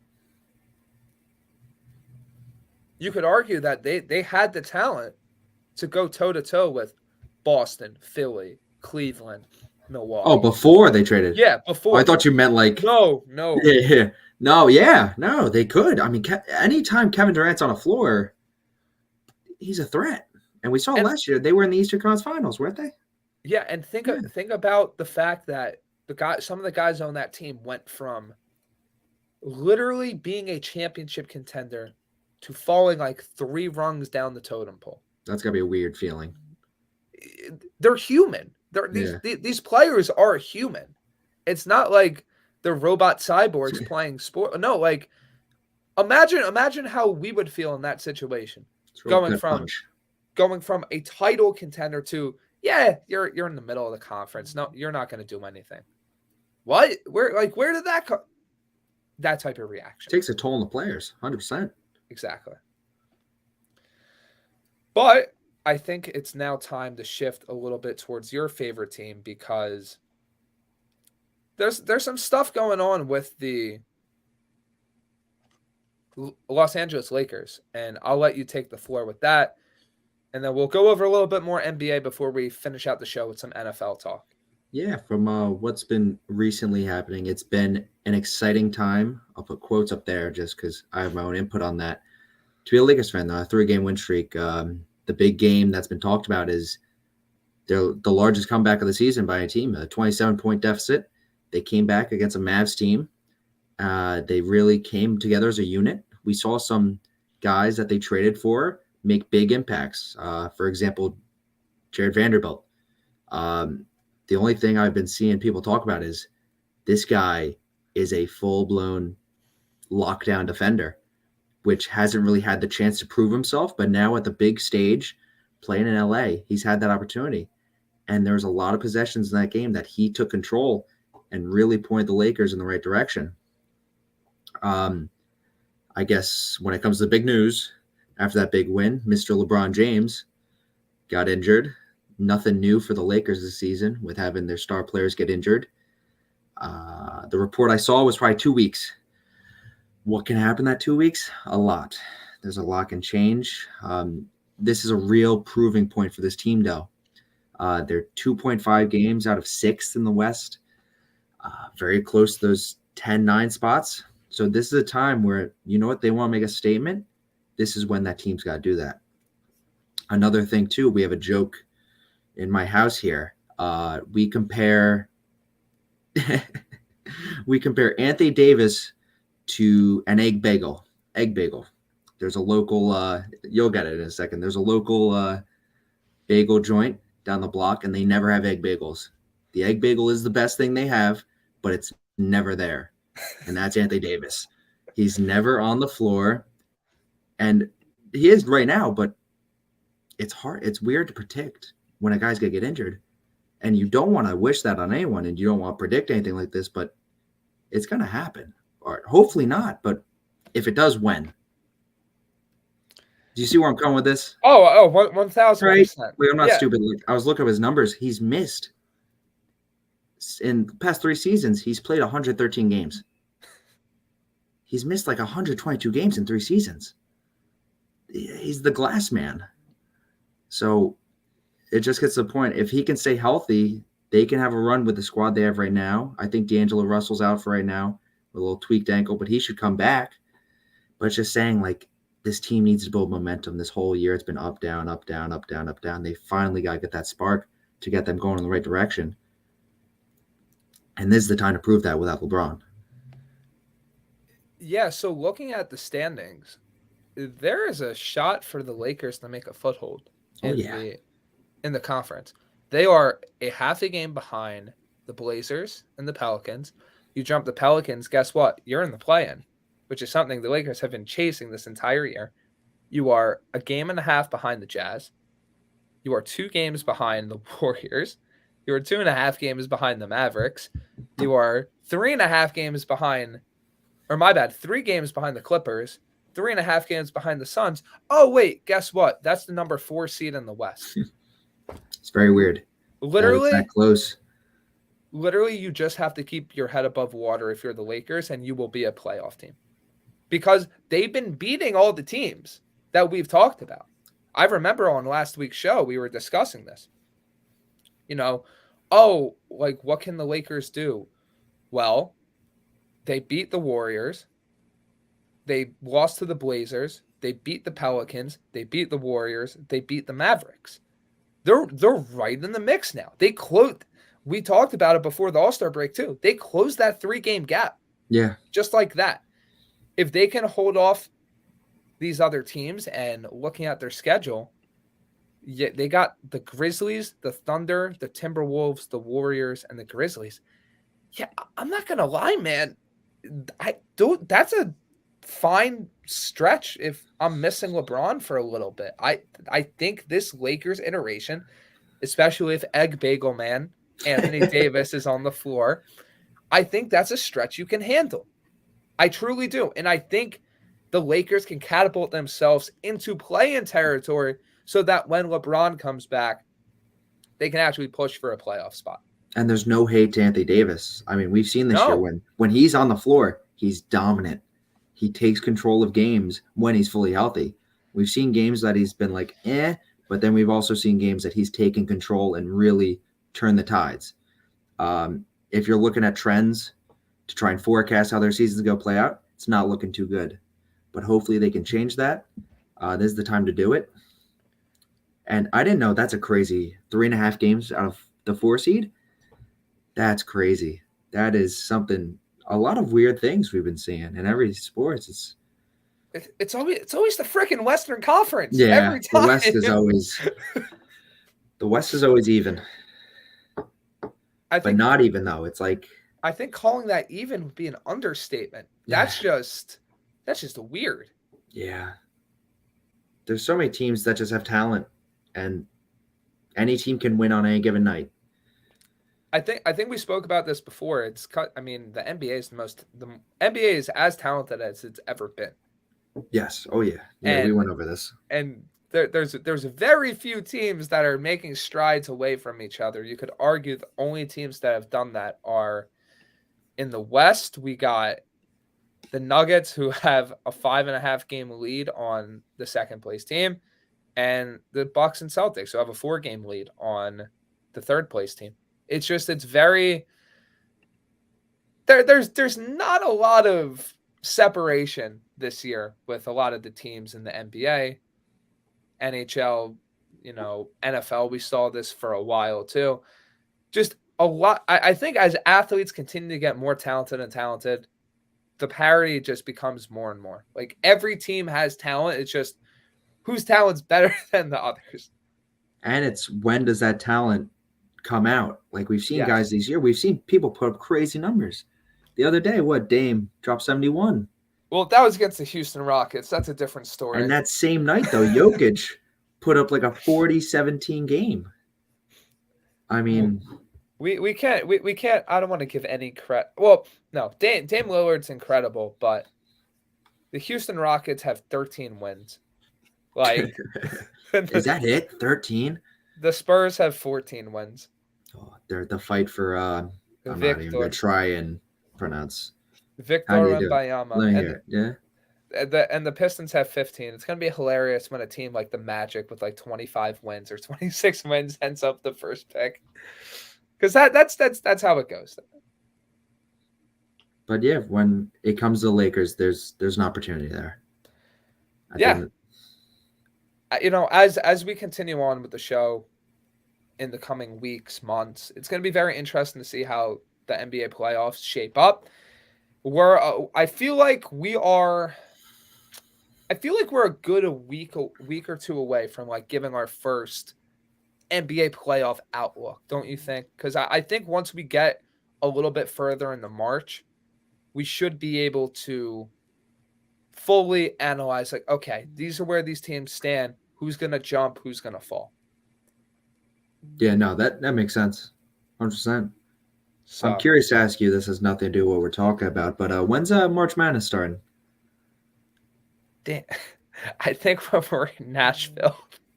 Oh, yeah? Nice. That'll be fun. Good. I think the first weekend lines up directly with that. So that's a lot of exciting basketball. That's a little bit of preview for the future. We probably won't have a show during the week of March 13th. So make sure to keep your eyes and ears peeled for that. But yeah, it's going to be very interesting. I'm excited for the NBA season coming down the stretch. I'm sure Toomey is too, maybe in a different way than I am. But stay tuned to the City That Never Sleeps show for all your Nets, Knicks, and NBA updates. And with that, we're on to our NFL talk. Whoa, it's an hour 20 into the show, and we're just getting the football now. Must be March. But in all seriousness, there is a good amount of NFL news, and I'm not sure if you've been paying attention to him. You know, Joe Douglas spoke today, and he spoke about a variety of different things. So, did you see any of that? And if you did, what was your reaction to it? I did not. I saw some talks about potential quarterbacks that weren't the ones we've been talking about, but besides that, no. So, enlighten me. Looking at some of the takeaways from Joe Douglas, some of the things Joe Douglas said, he said that they had a fantastic visit with Derek Carr. He left a strong impression with everyone. He wouldn't say if the Jets would made an offer to Carr. Report came out, Diana Rossini, a few other of the Jets beat writers, such as Zach Rosenblatt, said that they are meeting with Carr again in Indy because guess what? It's Combine Week. Douglas also brought up they haven't made a decision on Mekhi Becton's fifth-year option. Said Becton's in a good place. Haven't made any decisions on cap casualties yet. And, of course, the obligatory Zach Wilson was brought up. They thought Zach Wilson has a high ceiling because if Joe Douglas has taught us anything in his Jets tenure, it's he definitely tells the truth 100% of the time and definitely doesn't use GM speak. I'm speaking like this for a reason. But in all seriousness, report also came out that Ryan Tannehill is likely to stick with the Titans. Aaron Rodgers hasn't spoke with the Green Bay Brass. The Packers would like him to make a decision before March 13th. Marcus Mariota was cut today. Leonard Fournette was cut today. Yeah. Lots of different stuff going on. So yeah. I'll give the floor to you, and we'll focus on the Jets stuff first. Combine Week. Yep. We spoke about how on one of the shows that Carr or any of the quarterbacks for the Jets would not have one before March. Today's the last day of February, so we were right in that regard. Where do you stand in terms of, the Jets quarterback situation? I'm excited to see that the Jets are going to be still in contact with Carr, and there's a lot of communication there. Yes, he is feeling out a couple of teams, Saints, Panthers. I think I saw something earlier today. They're meeting Carr's. They're talking at the Combine. He's talking with these teams at the Combine. Something about that. I don't know, but they're staying in communication. Still in the Carr train. But from today, it just seemed – it's funny. I saw a report. It's just it must be agent stuff in the NFL agents. They're saying Daniel Jones is looking at the Jets, keeping his eye on the Jets for sure. and Geno Smith as well. So those are two more names to add to our list. But those aren't potential. But yeah, I'm still sticking with Carr. Green Bay's, the Green Bay GM came out and said that Love is ready, and Love's ready to show what he's got. So I'm curious to see what that means for Rodgers, what he's going to do. I think his time's up in Green Bay, though. It just depends where he goes. But I'm still riding with Carr. I know a lot of people it's been mixed reviews with Carr from Jets fans and other NFL fans, but I really think you give this guy an opportunity in New York, he's going to blossom. Ironically enough, and I know we talk about how Rodgers and to an extent Lamar Jackson, if that becomes a possibility, are like our 1A, 1B options. The more I hear the Derek Carr discussion and like Douglas comes out and says, and you hear the reports, obviously, in this world of sports media, got to take everything with a grain of salt. Got to think about, where's this coming from? Why is this being published? Why is this being said? But as this continues to develop, I'm getting this sense of maybe the Jets are higher on Carr than we thought. Maybe the reports of how the visit went weren't all smoke and weren't just a play to, reestablish leverage and ensure that they're in the right spot for Rodgers. Because I don't think it's a secret that the Jets are interested in Rodgers, but yeah, maybe Carr is higher on in terms of a fit for them than everyone previously thought. And when I say everyone previously thought, everyone thought the Jets would be in on Carr, but I don't think anyone truly thought they would be this positive about Carr. No, yeah, to build off what you're saying, it seemed like at the start of all this quarterback talk, the Jets were very high on Rodgers. It seemed like you had Joe Namath saying he'd unretire his number for Rodgers. You've had people, all the news was talking about was Aaron Rodgers, Jets, and now it's really shifted to where Derek Carr's getting the spotlight from the Jets. And I like your analogy that it wasn't really smoke. It was maybe we're getting told the truth. It would be exciting for the Jets and to really load up on Carr, because the last thing you want is Rodgers be like, all right, they're sticking with this guy, I'll go somewhere else. And then Carr's like, you know what? The Saints got a better fit for me. And they get dealt a bad hand right there. But no, I agree with you there that it seems like the Jets are shifting more all in on Carr. I wouldn't say it's all in yet. From my unprofessional opinion, it's probably 60-40, maybe even a little more, 65-35. But I think maybe you agree with me on this, maybe not, but I do. I concur. Yeah, and it's just it's very interesting, because are you investing in Aaron Rodgers in the sense of, are you banking on him to be around? Are you banking on him to be here for more than 1 year? Because you're going to have Carr for more than 1 year. Also, Are you willing, and this has been the consistent theme that we've talked about, it's like hitting the hammer on the nail over and over and over again, but it needs to be said. Are you willing to lose out on Carr for Rodgers? And the more this and that's the key, the more this continues to go on, I'm not convinced that's the case. I'm convinced that Rodgers is a better option for Carr than the Jets. But the timing aspect goes into this too. Are you willing to miss out on Carr to wait for Rodgers?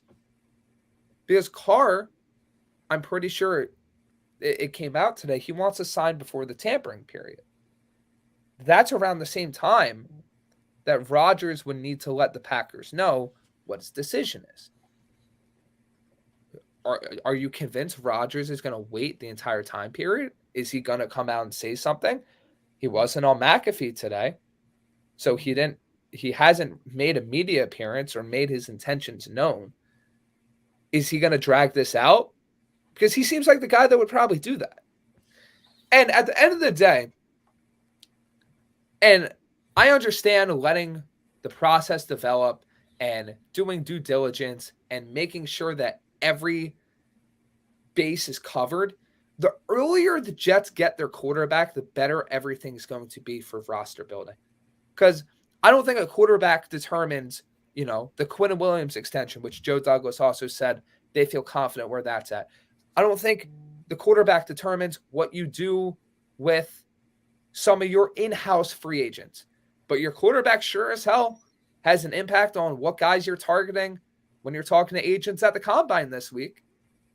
Who your quarterback is sure as hell has an impact on how you're approaching the draft. And the longer you drag that out, guess what? You could end up holding the paper bag with nothing in it. And guess what? In that case, you're probably forced into a Jacoby Brissett / we're selling the farm for Bryce Young or Anthony Richardson or CJ Stroud in this draft class. Because, like I said, if Tannehill is staying, and this is where I feel like we got to shift into next. If Tannehill is staying and you're not confident in Garoppolo, this situation is turning into Rodgers, Carr, or we're hitting the big red emergency button that we have to literally sell every one of our draft picks to trade up to ensure that we get a future quarterback. Because I'll be real with you. If the Jets are rolling in the next season with Zach Wilson and Mike White, and I like Mike White a lot, you're in trouble. Because Mike White has not shown he can stay on the field. And I don't care if every member, player, coach of the Jets organization came out and said that Zach Wilson's the second coming of frickin' John Elway. I'm not believing it until I see it on the field. And you haven't seen it on the field. He's a broken player right now. Yeah, when it comes to Zach Wilson, the offseason is going to be the best thing for him. Just to rewind, relax, think. But no, to add into what you're saying before, from what you were talking about, it got me to the mindset that the Jets should be all in on Carr and not dilly-dally with what's going on. And you know what? If you don't get Carr, then go all in on Rodgers. Because at the end of the day, you need one of them. And even if they have them even, neck and neck, 50-50, get one of them and call it a day. Like you're saying, the team benefits completely from signing one of these guys as soon as possible. And I agree with that. But at the end of the day, whoever you go after, the other guy might go somewhere else. Then again, with Tennessee most likely keeping Tannehill and the Raiders saying they're not going after Rodgers, is Rodgers backed into a corner? Can you pursue Carr first and then circle back? But then does these are the type of things you got to weigh, because there's I guess the best word would be opportunity cost or opportunity loss in what decision you make. And the outcome of what that decision entails, like the cause and effect of your decision making. Because there's a likelihood that the Jets swing on one guy, and if they miss, they're in a bad spot already. And you don't even have a shot for the second guy. Yeah, it's I guess I think the Jets are still in a really good position, but it could turn really bad fast. You don't want to be left in we got to pray for Lamar Jackson or we're trading up in the draft territory. That is not where you want to be. I don't think Lamar's leaving. You don't? I don't. I think the Ravens would be stupid to get rid of him. That's just from me. Maybe the Ravens are thinking something completely different, but I think the franchise as a whole would take a major hit if they get rid of Lamar Jackson.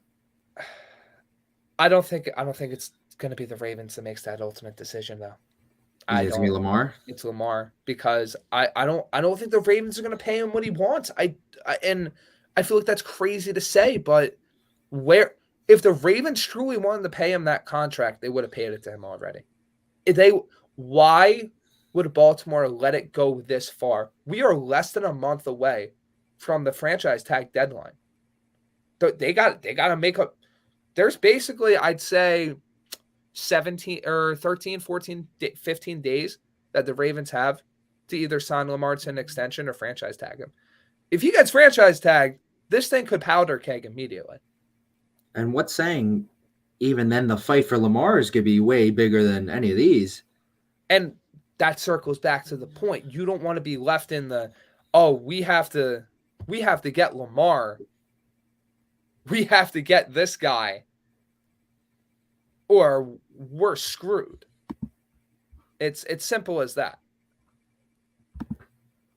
Well, not simple, but it boils down to that. No, it's yeah. Simple is a terrible. Ooh, we got a hot take in the comments. Lamar is replaceable. Sounds crazy, but it's true. I highly disagree with that. I think I understand where you're coming from. I get it, but Lamar Jackson's an MVP. Lamar Jackson is a guy that we've seen the difference between him on the field for the Ravens and him off the field. You put him on a team like the Jets. The Jets are an immediate contender for the AFC. They're in that upper echelon of teams. Now, if you have questions about potential durability concerns, yeah, I get that. But Lamar's 100% one of the best quarterbacks in the league.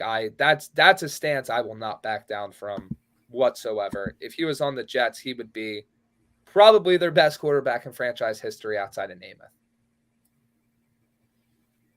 I don't think he's replaceable. I really don't. I'm just thinking just the impact it would have on the Ravens. They would have to go through a whole new thing. I feel like the offense would change. It lies with what happens to Harbaugh. I don't know. I just think the Ravens fan base would be impacted. I think it'd have a real impact on the team as well.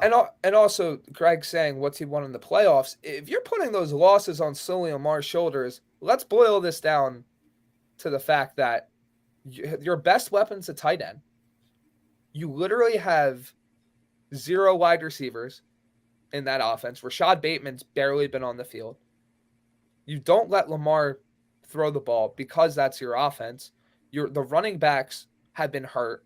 You're relying on Latavius Murray at countless times during different seasons. It's not good practice. It's not. And you saw Lamar at Louisville. He is a very good thrower of the football. When you don't have guys that can create separation, when you don't have guys that can, truly open up an offense, what do you think Lamar Jackson would do with a Drake London? Let's say he goes to Atlanta, and Kyle Pitts. I think he'd put up insane numbers. What would he do in New York with Garrett Wilson? He would put up ridiculous numbers. And I don't want to hear he can't throw the ball. He can throw the ball, and he's shown he can throw the ball. It's just and nothing against you, Greg, but it's just a lot of people. It's just this narrative where it's like, oh, Lamar let down the team. There's so many factors that have been working against him in Baltimore, and Baltimore is a great team. But there's a certain way to win in the NFL. And quite frankly, the Ravens have seen how teams in their own division have shaped up, how teams in the AFC have shaped up, and they've refused to change their style. You can't put that all on the quarterback. You just can't. That division's going to be dangerous too, especially this season. If Deshaun Watson can turn things around, something's going to have to happen. And yeah, one guy can't do it himself. But when he hasn't had weapons, there's a lot to it. I mean, look at his receiver core this year. Duvernay, Bateman. Devin Duvernay is no better than a wide receiver 3. And I love Devin Duvernay. That's not a number 1 option. Mark Andrews is a great tight end. Yeah. But he's not double coverage. We're going to throw to him every play, because if you think about it, it's so much easier to take a tight end out of a game than it is to take a number 1 wide receiver out of a game. And that's just the nature of the position. I'm not discounting Andrews, but you saw what happened with him down the stretch. He disappeared. And guess what? You could argue that part of that, Lamar not being there. He is better with Lamar on the field. You can definitely find statistics to back that up. You can find production. Everything goes up with Lamar on the field with that team. And then you're in the hunt for a new quarterback. And we've seen how that can be to franchises. Exactly. But once again, we have taken a ton of tangents today, my friend. I like those. I just think that, circling back to the Jets stuff, and this ties in well to the combine happening this week. Obviously, offensive line, number one priority. Safeties, I'm going to be paying attention to those very heavily, along with the linebackers. Also, some receivers that I think could be added later in the rounds. But because we're talking a lot about quarterbacks today, what would be your ranking of the draftable quarterbacks this year that you would want the Jets to go after if they reached 5-alarm fire, panic level, we have to trade up to get a quarterback? Because I'm interested, because I have a bit of a list in my head, but I want to hear where you're at.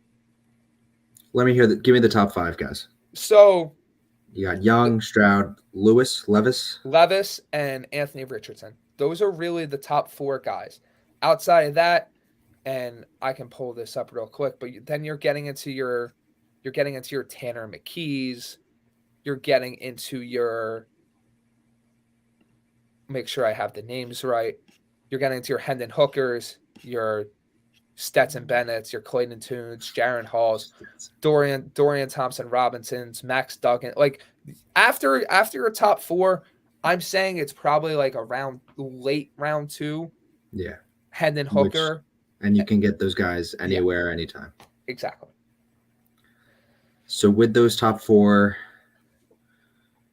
I know the big talk's just been about Young, just because everyone always loves to bring up height. Here's the thing. It's height and weight. Height and weight. He's on. He'll be able to beef up a little bit. I think he's beefing up for the combine, but he was playing around 180, 185. That's crazy. At Alabama. So that's light. I don't take that too much into consideration. Yeah. But you have to take it into consideration. I mean, the funny thing last year in the draft was it Kenny Pickett in his hands? Yes. Yes. But no, back to this. Yeah, it's gotta. I guess because of the case, I know I've talked poorly on Ohio State quarterbacks, but I think Stroud. You can't go wrong with Stroud or Young at 1. That's what I think.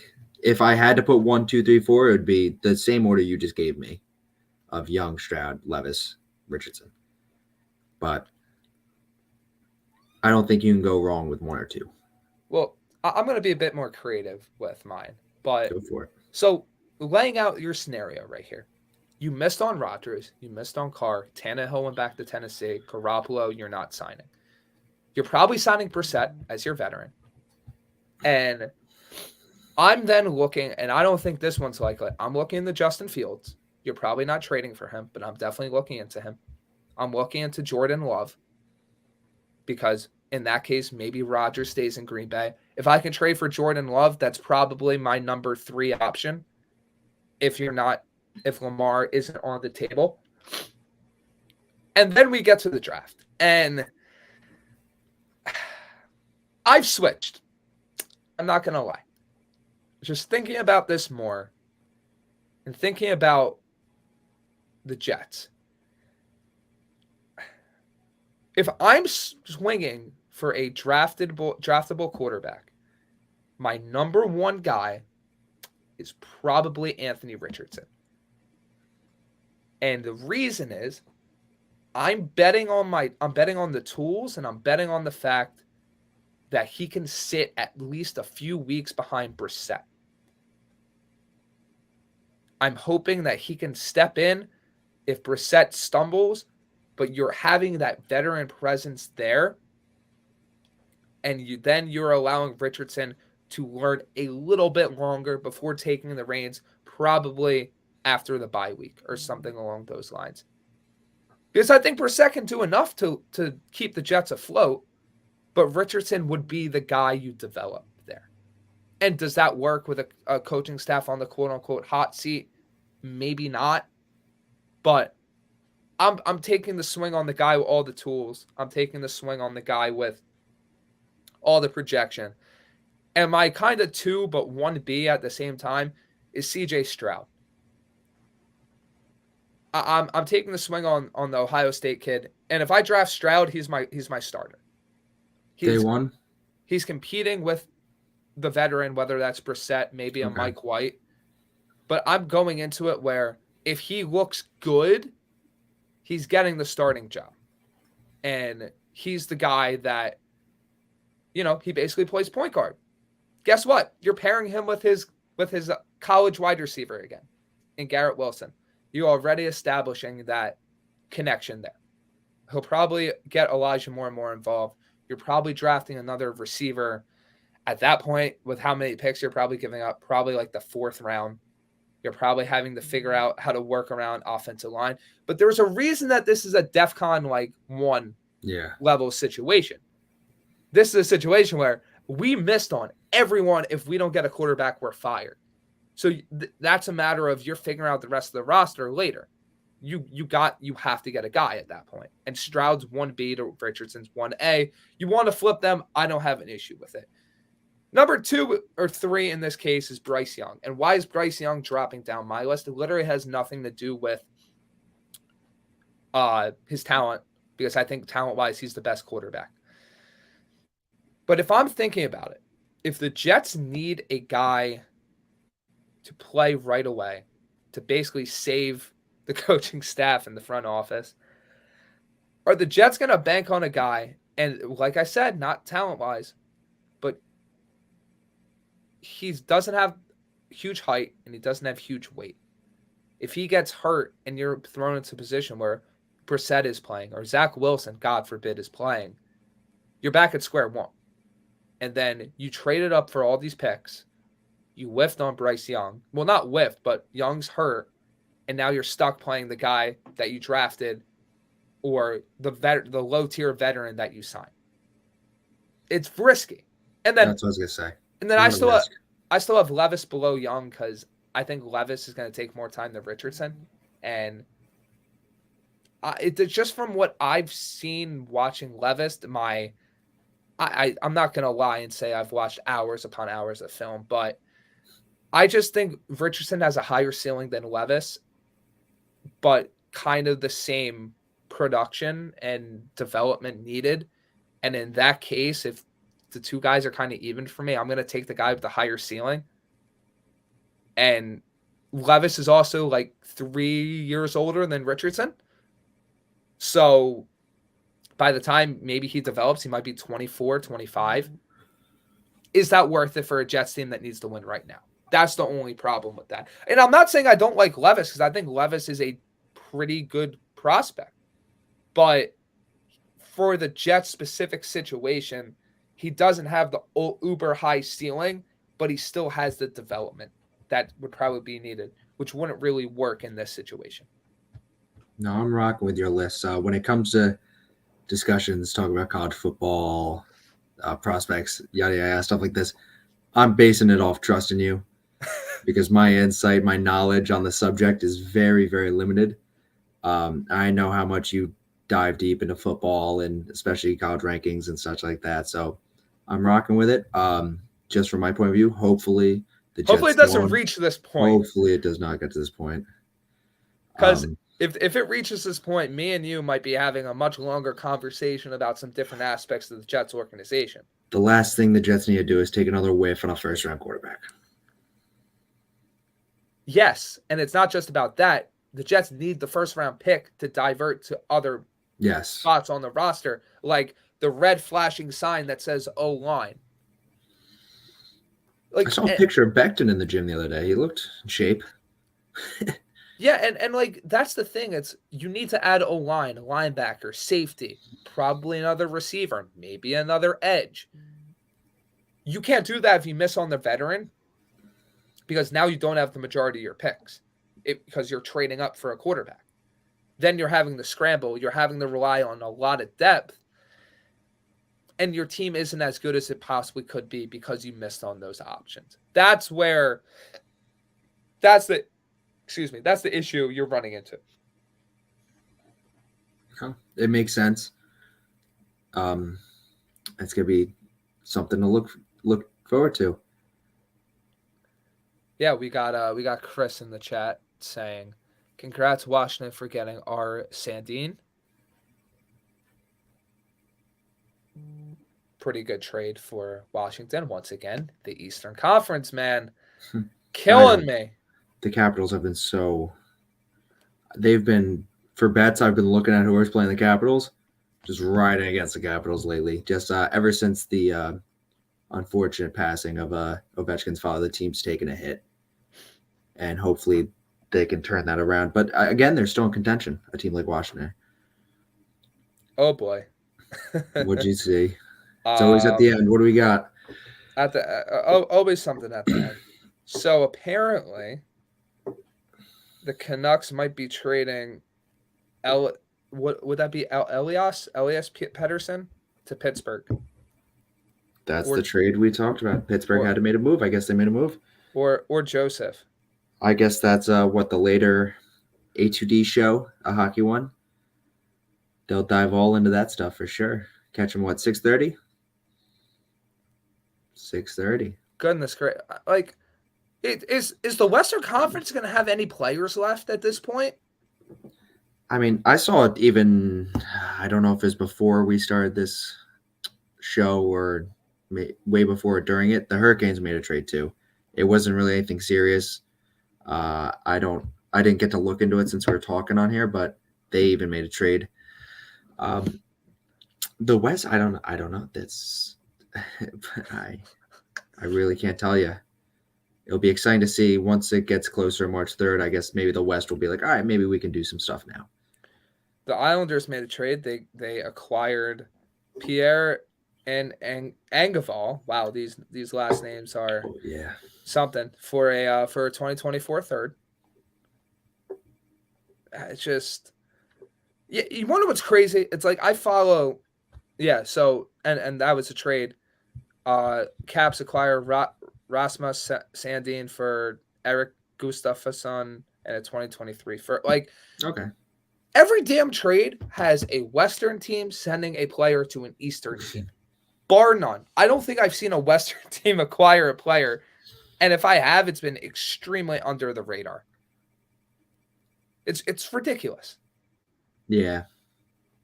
It's funny too because the big name all year being talked about when he's going to get moved is Erik Karlsson on the Sharks.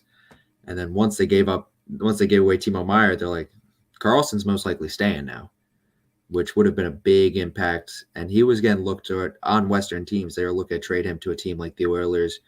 I think I saw the Kings name pop up a little bit, but they took a hit there with Timo jersey. Yeah, it's very interesting, man. All these different sports are insanely interesting. But that brings us basically to the end of the show. And the last part we're going to end off on is looking forward to the week ahead. So, Toomey, what you got? For my weekend, what's going on? What is up? Oh, Wednesday's a big day to look forward to for both of us right now. We got Rangers playing, Devils are playing. We get the first sightings. Is Kane going to play that first game? Yes. Should, right? Yes. Yeah? Oh, wow. It's been announced. They already shipped him out. Wow. Timo Meier's will be playing, so that's going to be fun to watch. We don't ever talk about on the show, but I love golf. Arnold Palmer Invitational is coming up this weekend. Going to be very exciting. A lot of good players going at it. And then the players the week after that. Besides that, two things now. I'll throw the one time. Don't discredit. I forgot to bring this up before in Nashville. Don't discredit the rooftop episode. Don't throw that out of the pitch. That's something that can be talked about, and we should have a discussion about that. We will have a discussion about that. And then after you throw yours, I got to do my locks of the day. For me, I'm looking forward to more spring training. Just I like seeing baseball on my TV. Simple as that. Yeah. XFL got started. We're not exactly covering that, but if something important with that pops up, we will be sure to discuss it. Looking forward to the Knicks. Like I said prior in the show, that stretch is going to be very interesting. How did they perform? What games do they win? What games do they lose? It's going to be fun to recap that next week. And then, like you said, Rangers, exciting. See who the Jets potentially are rumored to be linked to after the Combine. NFL Combine, I'm excited. That's going to give me some insight on who I should be looking at in terms of Jets potential options. And I would be remiss to end the show without this. John Bon Jones is back. I can't wait to see that. Finally, this is exciting for me because it's my first time watching a fight of his since I've been into UFC, which is around 2020 at this point. 3 years I've been watching. Big fight against Cyril Gane. Going to be a fun card. I'm sure myself and Toomey will be in the same place watching that, wherever that is in the great state of New Jersey. But yeah, I'm excited for that. And I'm excited for the week ahead. So, Toomey, why don't you give us your locks and we'll get out of here. I'll have to add something else too. Unfortunately, we will not be watching that fight together. I will be shipping off out west to enjoy my time in the mountains. But my locks of the day, I've been pretty confident lately with these. My last 9 that I've posted, formulated, calculated, whatever you want to say. 7-1-1, 7 wins, 1 loss, and a push. So here, I got 2 for the day since there's 10 games. We're going to ride with 2 teams. First one, it should be obvious. Bruins money line. Don't know why Vegas keeps putting them at such -130 for them to win. Great odds. Gonna happen. They're playing who are they playing? I have it right here. They're jumping against the Flames. That's a lock. And the next one has to do, we're going to say a West team is going to come over and beat an East team. The Islanders are in Minnesota tonight.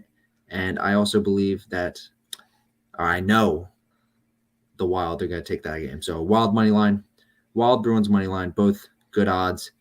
Make your money. Those are the locks of the day. NHL. Stay tuned for all the fun picks coming up. Toomey may be in a mountain for next week's show. He may be coming down the mountain as we're talking about sports. You never know. You never know what we got up our sleeve here at the City That Never Sleeps show. But thank you guys for joining once again on another great edition. We'll be back next week. As I said, Toomey may be in the mountains somewhere. You never know. He could be on a roof somewhere. I'll be here in my my cozy little abode, and then after next week, we'll probably be on the road. We'll keep you guys updated on that. But it's been another fun week. Looking forward to the fun week in sports that is going to be coming up and all the news that comes with it. But for myself and Toomey, it's been real. It's been fun. It's been real fun. We'll catch you guys next week.